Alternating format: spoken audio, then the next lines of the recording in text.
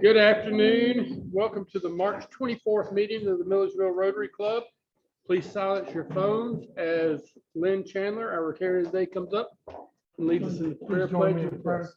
Our Heavenly Father, we come to you today and thank you for all the blessings that you poured upon us. Thank you for blessing each one of this club, this community, and the nation that we live in. We're very fortunate. I ask for the guidance of the leadership of our country in this difficult time. That's where it's going on. Amen. Amen. Please join me in prayer. Pledge Allegiance to the flag of the United States of America and to the republic for which it stands, one nation, under God, indivisible, with liberty and justice for all. Swimming in full weight test. Thank you, Savior. First, Is it true? second, Is it fair to all concerned? third, Will it build goodwill and better friendships? fourth, Will it be beneficial to all concerned? And fifth, is it fun? Thank you, Lynn. Please remember the cart fund bucket as you're seated. Last week we had $20 in the fund. Can I get two people to match $10? All right, Norris and Jennifer. Jennifer. All right, thank y'all. Got a thank you note to read from Cal Hitchcock about the Blaze Award that we voted to support. She wrote, "Dear Milledgeville Rotary Group, thank you so much for such a generous donation to the Blaze project. It's truly humbling to see this community rally around a chance to recognize well-deserving students and teachers. Because of your gift, the beautiful awards, medals to wear at graduation, and scholarship money are all being provided. Thank you so much. You are all a blessing. Love in Christ, Cal Hitchcock." And for those of you who don't know, the Blaze Award is a project that Cal spearheaded to start to recognize the top student in our community on the ACT score. So the star student only recognizes SAT. ACT is another test that a lot of colleges actually require. So she spearheaded this and was able to award the first recipient, a GMC grad that won that. So great thing for our club to support. Any announcements? Nelson? They're out on the entrance table and some of your tables. Those of you who didn't know, General Caldwell, president of GMC, he commanded the 82nd Airborne Division. And if you don't know a lot about the military, it's like the prize of the Army. I mean, it's a really big deal. Anyway, because he was the commanding general of the 82nd, he had some pull in getting the All-American chorus to come to GMC every year. Obviously, we had to take a break because of COVID, but he got them back this year. They're performing for the cadets tomorrow. There's a free show tonight at the Goldstein at 7 o'clock. First come, first serve, and everyone is welcome in the community to come. So 7 o'clock, Goldstein. I'd get there early if you want a good seat. So that's it. Thank you. Thank you, Nelson. Jennifer? Okay, so you remember last week we had the conversation about we are very flush with funds and what do we want to do with those funds? Do we want to do big projects, little projects, different in between projects? We decided to put a meeting together and we met earlier this week and we are actively exploring all potentials. Jack is reaching out to other clubs in the district to see what their signature projects are that they do. And we wanted to continue the conversation with your input. So on your table, you'll see a sheet that says potential Rotary projects. And we want your ideas on big projects and smaller projects. If there's a project that's maybe over $20,000, what do you think it should be? Are there smaller projects, maybe not quite that big, that you think we should be engaging in? List it.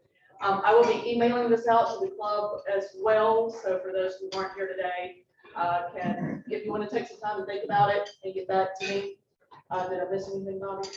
No, I think is, we're just looking for, we're actually looking, like I said, small projects, big projects, and, a signature project like we did at Fix Line, we got the funds to do something like that. We're actually looking at something like that impact in the community.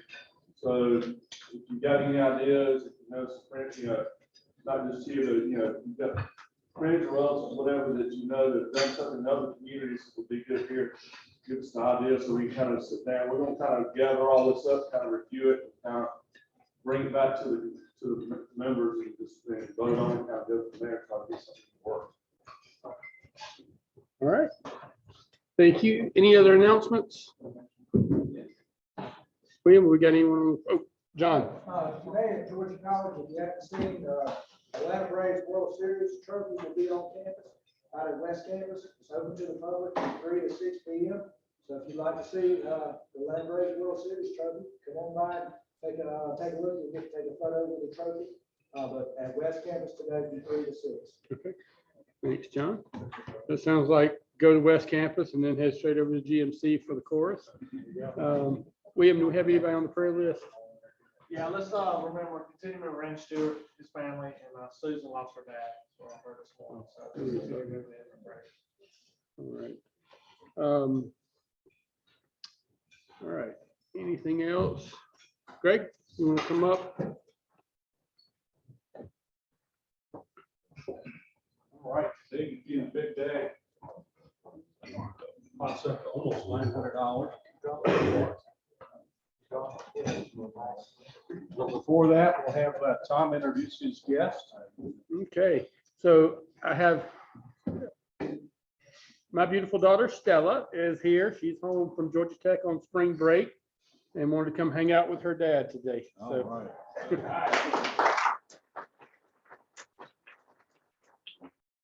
All right. yeah. She wanted the good food, is what it was. As a bonus, Stella, we're gonna actually pick out down there. Just don't think you Thank you. All right, ticket ending in 088. Not mine. 088. Anybody? Tara. All right, Tara's the big winner.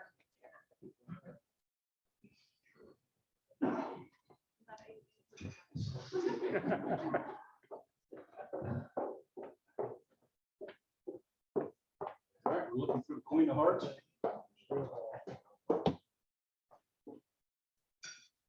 She got the Queen of Hearts.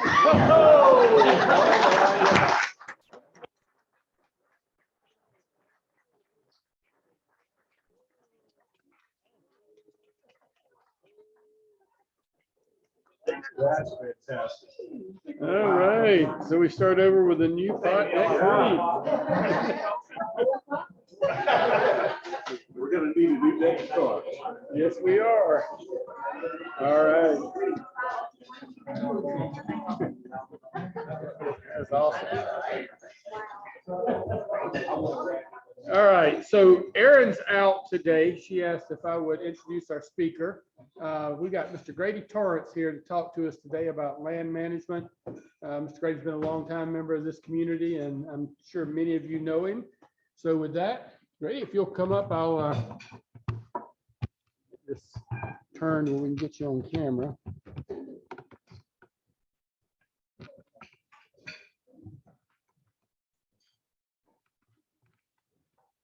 And that mic's turned on for you, so. Right off the bat, and everybody hear me as I speak, or do I need to use the mic? If you can hear, I'd rather not fool with that mic. Now, it may be a little misleading. I'm filling in for Steve Chapman. I was not told that I was supposed to talk about land management. I was told I was supposed to talk about Baldwin County Progressive Farmers Club. That's what we're talking about. I will, Progressive Farmers Club, Baldwin County supposedly has a reputation of being the oldest civic organization in Baldwin County. And I think that's true. And I deal first with a little bit of the background, the history of it, how it come to be. And then, well, I'll share with you a talk that Ms. Blanche Green Jordan Lumpkin made back about 1982. So that kind of gives a feeling of just what the Farmers Club was about. Now, And with time permitting, I'll share a little bit about my background, my history with Farmers Club. It's pretty widely known that Mr. William McKinley of the McKinley Estate, just east of Milledgeville, founded the Farmers Club of Baldwin County. This invitation appeared in the July 25th, 1871 issue of the Southern Recorder. It says, many reasons make it advisable for the planters of Baldwin to reorganize our county agricultural society. The state society is going ahead. Our county must keep up. All the planters of Baldwin are invited to meet at the courthouse in Milledgeville on first Tuesday of August next. Now, this was signed by William McKinley, president of the old society.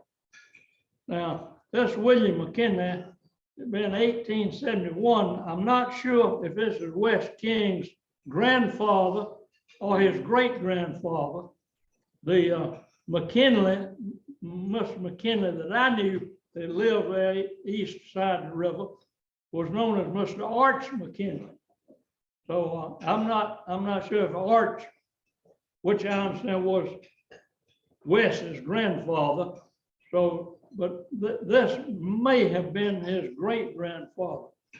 But now, the word reorganize in the title President Old Society kind of makes me believe that there may have been a previous organization that had maybe been repressed by the Union troops, as Reconstruction period after the Civil War.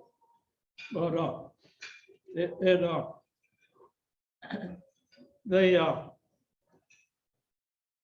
and the reason I say there was a pre-existing organization was an announcement in the Georgia Journal of July 6, 1824. That's quite a few years back before the Civil War. It says the anniversary meeting of the Agricultural Society of Milledgeville will take place at the City Hotel on Tuesday the 13th. And at 10 o'clock a.m., punctual attendance of the members is requested. Now, I don't know which anniversary that was, but it being an anniversary means certainly they had an organization prior to 1824. So it goes back quite a long time. So the club, apparently they had a group meeting before they had a constitution and bylaws, because we have here that the Southern Recorder reported in August 8, 1871, that on August the 5th, citizens met at the courthouse prior, pursuant to the announcement of July 25th, which I read earlier, quoted above. J.B. Gardner was named chairman of the meeting. A.I. Butts was named secretary. After a few eloquent and pointed remarks by W.G. McKinley, the persons then present, composed of all classes of citizens, organized themselves into a club to be known as the Farmers Club of Baldwin County. And that picks up our current, the organization has been existed since then. Now, the J.S. Thomas then entertained the meeting with a plain statement of the advantages to be derived from such an organization. W.G. McKinley introduced the following resolution, unanimously adopted. Resolved that in the judgment of this meeting, it is very important and useful to the farmers, households, and staple trade merchants of Baldwin County to organize as a farmers club. Now, the elected officers of that was W.G. McKinley, president, L. Carrington, secretary, R.N. Lamar, Assistant Secretary. And so the birth of this club we are now in, the Progressive Farmers Club of Baldwin County. We don't have knowledge of when the word progressive was inserted.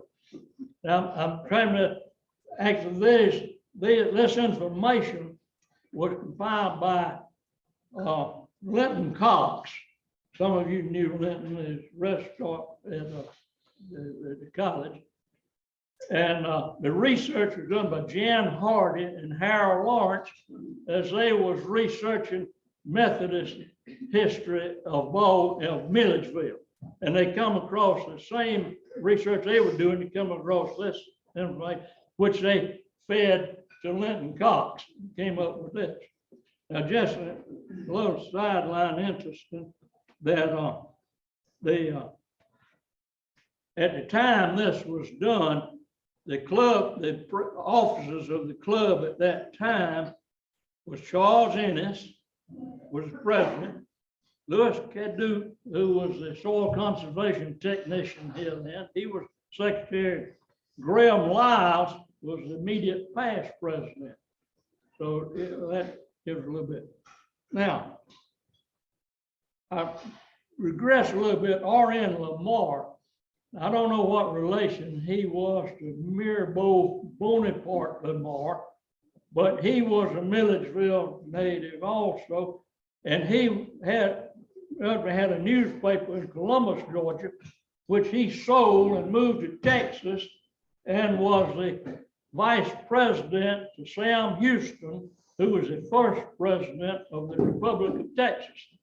And Mirabeau Bonaparte Lamar was the second president of the Republic of Texas. Just throw that in. That's extra.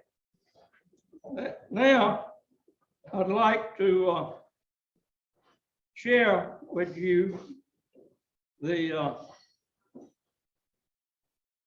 speech that Blanche Lumpkin, some of you knew Blanche Lumpkin, used to run the Holiday Inn, which no longer there, but there's another motel. I don't even know the name of the new one, but I mean the one that took over. But she was her first husband, Major Jordan, was in World War II, and I don't know if he was currently on active duty or whether he was called up when the war broke out, but he was in the Pacific and was taken prisoner by the Japanese and was on a prison ship that got torpedoed, and he was never heard from again after that. And she remarried, married Dan Lumpkin, and some of you may know Blanche's daughter, Burnett Atkins. Y'all might know her. But anyway, this is what she says: nostalgic look at farm life and the Baldwin County Farmers Club. It is said that the Baldwin County Farmers Club is the oldest civic club in the county. To the best of my knowledge, it was organized by Mr. Miller from Ohio, Mr. Trainer, and Mr. Dave Howard. From my observations over the years, the club goes on. Now, remember, this is Blanche's, and Blanche herself was not a member of Farmers Club. Her father was, and this is her memories. Now, the purpose of the club, the goal, to encourage better farming practices, to encourage 4-H club membership, to assist the county agent and the home demonstration agent in their work, to initiate projects which would benefit farmers, to visit the host farmer and view his plan of operation, to visit outstanding farming operations, experiment stations, and so forth. Enjoy the fellowship of people with mutual interests, to include families at some meetings occasionally. I recall with pleasure the family gatherings at the Holland Sheds, Torrances, Trainers, Scotts, and Greens. Now, I think really, you're looking at it and look at even today, these still are pretty important goals and things that are meaningful to us even still. Now, when cotton was king, I believe most of the members, 12 in number, were cotton farmers. As farming interests changed, so did the club membership change. I recall with pleasure the many hats my father wore as the farming practices changed. The early teens of this century, then this was the 20th century, remember, when the club was organized, sharecropping was in its heyday. Marginal farming and grow your own living were the main objectives. My father once said, I was never a big farmer, but I love farming. By 1920, when cotton was no longer king and the boll weevil settled down in Baldwin County, my father moved the family to Florida, hoping to strike it rich. This turned out to be a pipe dream. During those 2 years, Joe Pottle took his place in the club. In the late 20s, having learned about truck farming and growing chickens, the family survived until we were able to get established in the dairy business. This must have been something for my father to see his farm go to grass after he had worked so hard to keep the grass out of the row crops. And I remember that myself. In the 30s, the farmers market was established, and then a building was placed in the downtown area. Now that was so the farmers would come in on Saturday, bring produce, you know, all kinds of things. And then that building is right there now, just east side of the Exchange Bank. I think it has Thompson Properties on that sign now. But they would come in on Saturday and bring it. Sometimes have dressed chickens, you know, have farm produce, peas and butter beans and squash and all that, butter, sometimes fresh milk. You know, my mother, I remember, used to have flowers in the yard she grew, and she'd cut on Friday afternoon, she'd cut and make bouquets with flowers, you know, marigolds and, you know, zinnias and all kind of flowers and sell. And I can even remember as a child us going to the woods and gathering, we call them potted berries. That's a little vine with little red berries on it, and gathering a bunch of that. And then around Christmas time, getting sweet gum balls. You know how you think they're worthless. Well, we dip them in silver paint and gold paint and let them dry. And we sell those to the city ladies for decoration, make decorations with. Get holly with green berries. Oh, so you do anything, try to make a few bucks, you know. But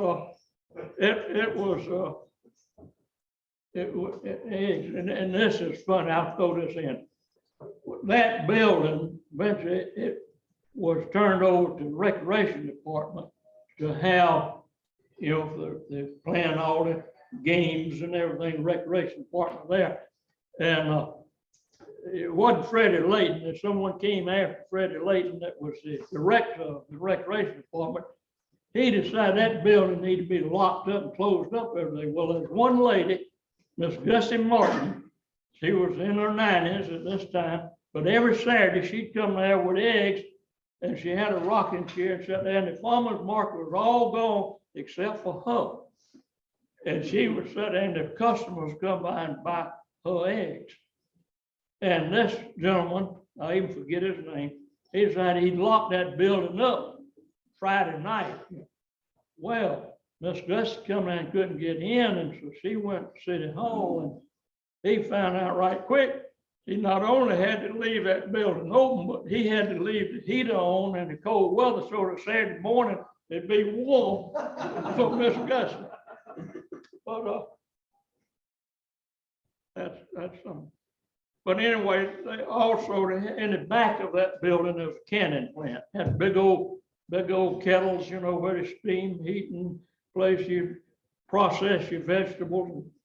And the people come in with their produce and process it and can it right there. Okay, so the CCC planted pine trees, terraced the land, and the land was not in grass, seeded itself in natural pines. By this time, there were no sharecroppers. Well, there were a few still, and only a few wage hands. Luckily, at our farm, there were 6 boys who helped keep projects going. Now, I only knew 4 of those men. 2 of them I never knew. I knew Yates, J.C., lawyer Bob Green, and Harold Green. And but I didn't know 2 of them. During this time, loads of beef cattle were brought in from the dry pasture lands of Tennessee, and some were placed on local farms, and some were bred with the dairy cattle, and thus beef cattle were brought into the county. One of the projects of the club was to build Moran Springs as a recreation center. Now that requires a little explanation. If you go out Lake Laurel Road, there's a road, it's Moran Springs Road. It's a little dirt road that connects Lake Laurel Road with the Sparta Highway, Highway 22. And on that road, there was a place that belonged to the Moran family, and there was a lake on it. And it was kind of a community place for picnics and gatherings. And sometime in the late 30s, early 40s, that dam blew out, washed out, and there was nothing there. Well, the county agent at that time, Mr. E.H. Jackson, he decided that would be a good place to have a 4-H club camp. And he petitioned, and the Farmers Club helped. They raised funds. And I will mention that one of the big benefactors was Mr. Allen Sibley Sr. Y'all knew the twins. Some of you knew the twins, Allen and Winston. But Mr. Allen Sibley was a big finance of this. In fact, the place was named for his, I guess his mother. And the sign, I think, is still up there. You ride by, you'll see the sign. But they rebuilt the dam, and we built a clubhouse out there. And my older brother and I actually helped the Collins family, Tim Collins and his sons, built that building. In later years, it was sold, and Mr. Lee Berry bought it and turned it into a residence, his private home. But the facility, the lake is still there, and of course the clubhouse is now a private dwelling. But it was a nice place and had a lot of good times out there. Had a lot of good square dances out there, and a lot of family meals, you know. During the 40s, there was quite a movement afoot to produce feed stuff for dairy and beef cattle, and to plant coastal Bermuda, fescue, and crimson clover. The tractor came to the farm.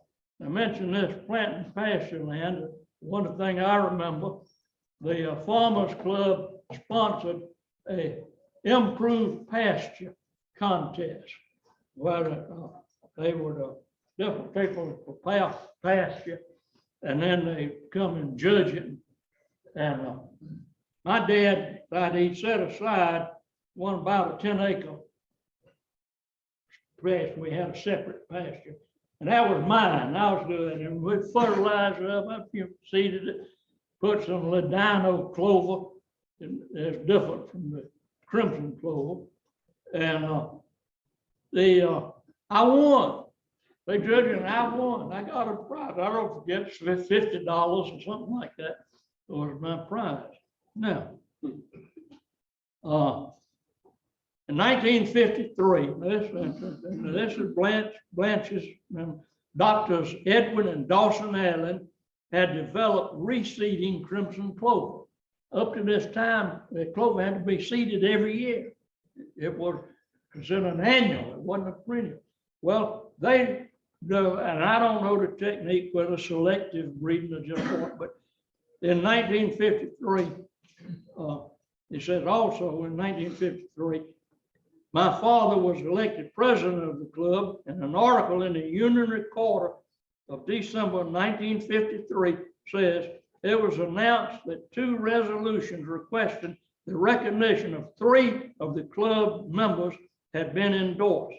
The Baldwin County Board of Commissioners had authorized the club plan to place a granite marker on the courthouse square to commemorate the outstanding achievement and contribution of Doctors Edwin and Dawson Allen in the development of hard seed clover. Now, I don't remember Dr. Edwin ever being a member of the Farmers Club. Now, he did have a fine herd of Hereford beef cows, but Dr. Dawson was a member, always was a member. And some of you might knew his son Reynolds and at the Exchange Bank. Now, the marker will be placed on the grounds of the courthouse by the Farmers Club as a permanent tribute to the Doctors Allen. This marker may be seen as one passes by the courthouse today. Now, that's the old courthouse. It's on the Georgia College campus. And as far as I know, that marker is there. If you haven't ever seen it, you ought to go by there because it's got a nice engraving of the crimson clover blossom there. So you see that. A letter was read from Governor Herman Talmadge stating that the new administration building and warehouse at Milledgeville State Hospital would be named in honor of Ronald H. Lawrence. This action complies with the resolution adopted by the Farmers Club requesting that such recognition be given Mr. Lawrence, superintendent of the Farm and Dairy Division of the State Hospital. Now, Mr. Lawrence, Rollin Lawrence, was the father of Nell Harrington, the wife of Floyd Harrington. Now, Floyd's been gone a while, and some of you probably don't know who that was. Floyd and Ralph Harrington were all the important folks in the community. The club also visited my brother Yates Green and his wife in Perry, Georgia. It was during that meeting that the club visited Sam Nunn's farm. Now, y'all probably know the name Sam Nunn. In 1962, my father, Walter C. Green, passed away. There were beef cattle on the farm and the pine trees were growing.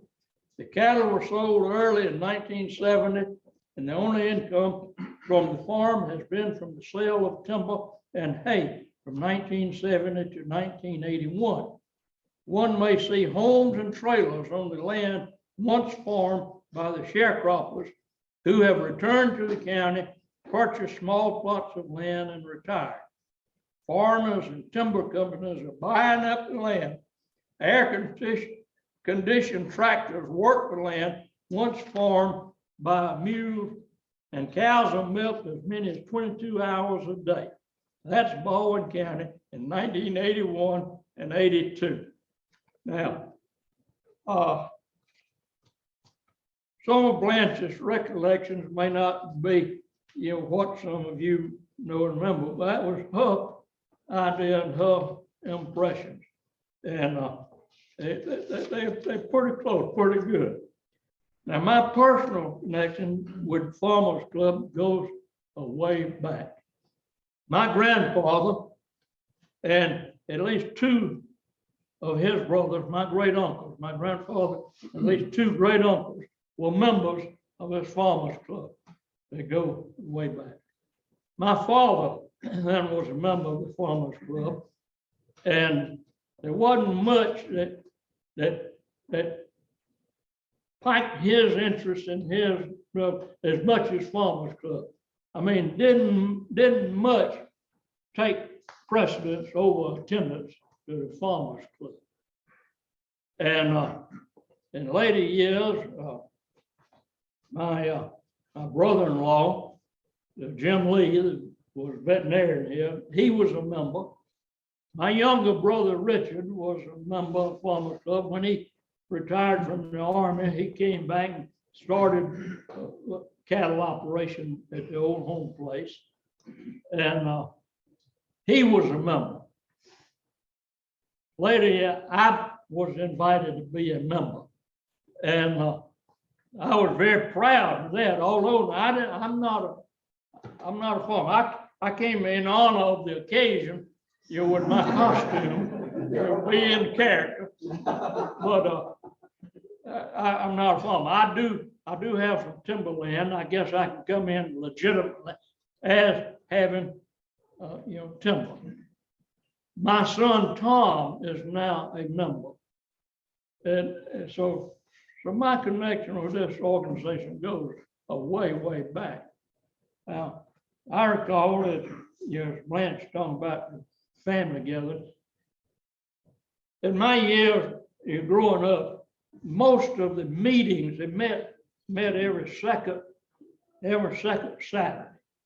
And most of the meetings was at the homes of the host and the family, his wife, daughters, sisters, aunts, whatever, prepared the food. And usually the program, they a lot of times had a speaker, maybe the county agent, maybe the soil conservation technician, somebody would make a talk. But mainly they would tour his farm and he would show what he was doing, what maybe innovation he was practicing and the results he was getting. And that's how they spread the farming practices and what was good and what didn't work was by hands-on and then witnessing what had happened. And today, most of it, we did for a long time, came here, we had Saturday morning breakfast instead of a lunch meeting. The only lunch meetings that we've had for many years has been with Joe Duckworth at Wilma's kitchen. Wilma is his mama. She would fix the meals and they were scrumptious, I would say. But most of us commercialize our hosting the club. Recently, we mostly have been meeting at the seafood place on Sparta Highway, Jimmy Wolf's place on the Sparta Highway.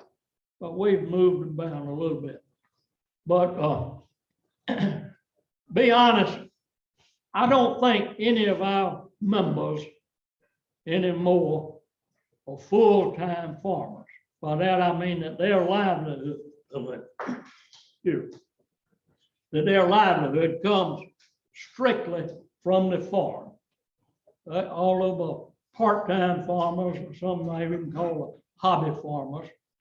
We have members, we have Steve McQuaig, the eye doctor. He's a member. We have who is our coroner, Gonzalez. He's a member. We have a lawyer, Ed Hall.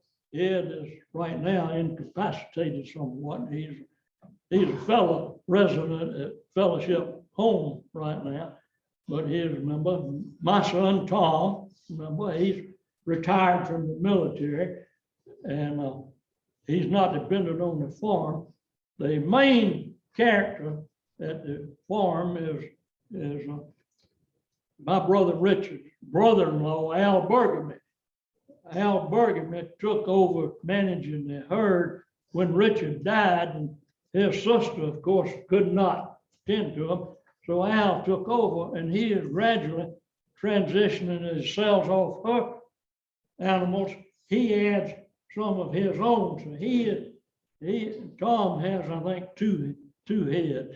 And but Tom works with Al, helps him look after him. Al himself is a member, and Al,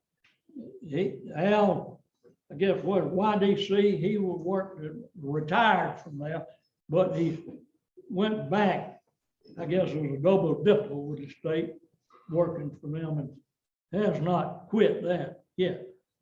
Frank was Charles Ennis, you mentioned Charles Ennis. Was he ever a member? Yes, Charles was. He was president, in fact. Yeah. He was the president of Rotary Club here. You mentioned Ed Hall, he's a member, current member. Was Randolph Puckett ever a member? Randolph was not, but Bill Millines was. Yeah, Bill And Millines. then you mentioned, Wes King and his father-in-law. Well, his grandfather. But Linton Cox was his father-in-law. Yeah, okay, I forgot Yeah, that. Linton was district governor and the president of the Rotary Club and a member of this club also. Yeah. Kind of interconnected. Yeah. And, but, yeah, I find this pretty interesting. In fact, that while none of us, I don't know, about the closest full-time one will be David Blizzard. And of course, David retired from the post office. And, but he's about the most real farmer of any of us. And fortunately, my Tom and Al Burgundy have kind of got connected with David. They are shared work, and David is their counselor. He is their guru, but it's working out good, that association. But as all of us will admit, that agriculture is essential to life. I mean, it's got to be. And somebody's got to produce the food and fiber that we need. And while it's no longer being done by, well, not in this part of the state, and I think in South Georgia, you've got some, full-time, nothing but farm people. But here, we are still contributing, still have interest, still have a concern about not only production of food and fiber, but conservation of resources, especially water quality, soil conservation, and air quality. We're concerned with that, and it is still of interest. Any questions? I think it's time I need to hush, but if you have a question, I'll try to quickly deal with it. Okay. Well, I think I'll just say thank y'all very much.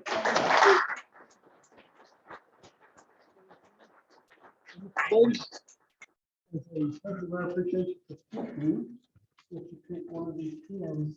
These are all handmade by Mr. Greg Blakely back there. Oh, wait a minute, let me check it. They all got the same, it's all got the same shape. Yeah, thank you very much. You're very welcome. Thank you for coming and speaking with us today. All right. With that, we are dismissed. Everybody have a great day.